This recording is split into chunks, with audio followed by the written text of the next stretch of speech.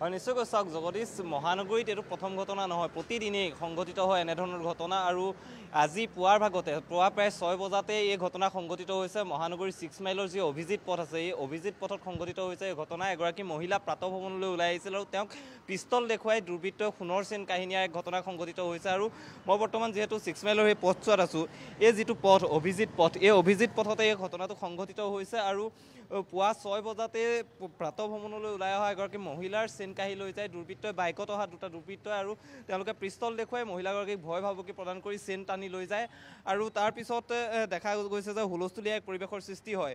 আৰু কিন্তু যি দুৰ্বৃত্ত আছিলে সেই দুৰ্বৃত্তক কিন্তু কৰায়ত্ব কৰিবলৈ সক্ষম নহয়, অনায়াসে তেওঁলোকে বন্দুক দেখুৱাই তেওঁলোকে পলাই যাবলৈ সক্ষম হয়। আৰু এই ঘটনা মহানগৰীত প্ৰতিদিনে এনেধৰণৰ ঘটনা সংঘটিত হৈ আহিছে, প্ৰতিদিনে আমি বাতৰি সম্প্ৰচাৰ কৰোঁ, কিন্তু তাৰ পিছতো পুলিচ প্ৰশাসনে কিন্তু কোনো ধৰণৰ আচলতে একশ্যন ল'ব পৰা নাই বা কোনো ধৰণৰ ব্যৱস্থা গ্ৰহণ কৰিব পৰা নাই।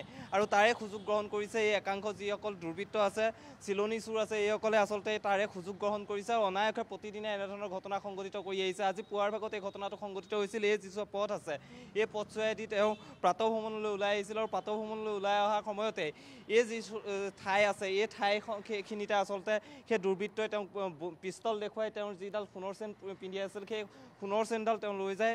আৰু তাৰপিছত তেওঁলোকে অনায়াসে ইয়াৰ পৰা যাবলৈ সক্ষম হয়। কিন্তু ইয়াত দেখা গৈছে যে এটা CCTV কেমেৰা ইয়াত সংলগ্ন হৈ আছে আৰু এই CCTV কেমেৰা আচলতে পৰীক্ষা কৰিলে হয়তো স্পষ্টকৈ ওলাব সেই বাইকখনৰ নাম্বাৰ বা দুৰ্বৃত্তৰ মুখায়ত আচলতে চিনাক্ত কৰিব পৰা যাব।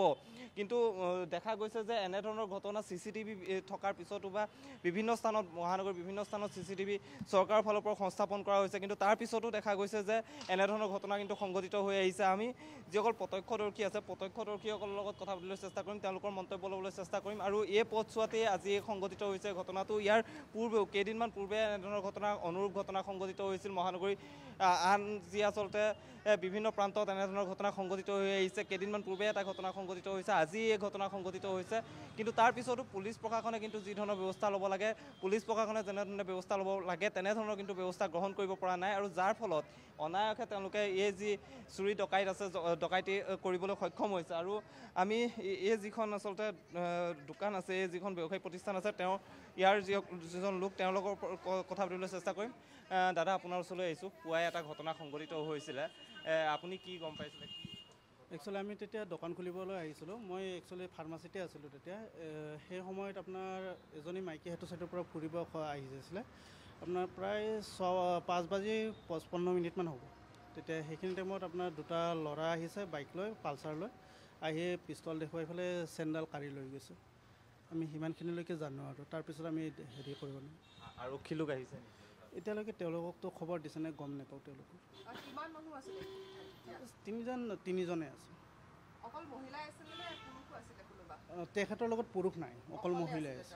হয়, পুৱাৰ ভাগত তেওঁ প্ৰাতঃভ্ৰমণলৈ ওলাই আহিছিল আৰু প্ৰাতঃভ্ৰমণলৈ ওলাই অহাৰ সময়তে আচলতে বাইকত অহা পালচাৰ বাইকত ইতিমধ্যে তেওঁ কৈছে যে পালচাৰ বাইকত অহা দুটা দুৰ্বৃত্তই পিষ্টল দেখুৱাই তেওঁৰ পৰা সেই সোণৰ চেইনডাল কাঢ়ি লৈ যায়। আৰু তাৰপিছত অনায়াসে তেওঁ যি দুটা দুৰ্বৃত্ত আছে, দুৰ্বৃত্ত দুটা পলাই যাবলৈ সক্ষম হয়। আৰু বৰ্তমানলৈকে আৰক্ষী ইয়াত অহা নাই। আৰক্ষীক হয়তো খবৰ দিছে আৰু কিছু সময় পিছতে আৰক্ষী আহি এই ঘটনাস্থলীত উপস্থিত হ'ব, CCTV ভিজুৱেল পৰীক্ষা কৰিব আৰু তাৰপিছত তেওঁলোকে কি ব্যৱস্থা লয় সেয়া লক্ষণীয় হ'ব। কিন্তু স্মাৰ্ট আৰক্ষী বুলি কোৱা হয়, গুৱাহাটী মহানগৰীৰ স্মাৰ্ট আৰক্ষীয়ে কিন্তু স্মাৰ্ট আৰক্ষী নাকৰ তলতে এনেবোৰ ঘটনা সংঘটিত হৈ আহিছে। প্ৰতিদিনে এনেধৰণৰ ঘটনা সংঘটিত হৈ আহিছে।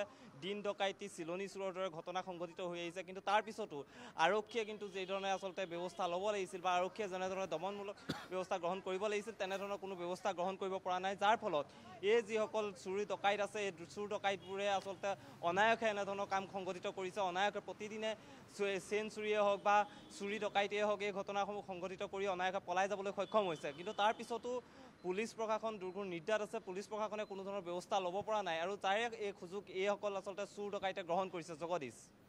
হয়, নিশ্চয় প্ৰাঞ্জল, ধন্যবাদ জ্ঞাপন কৰিছোঁ আমাক পোনপটীয়াভাৱে অধিক তথ্য এই সন্দৰ্ভত জনোৱাৰ বাবে।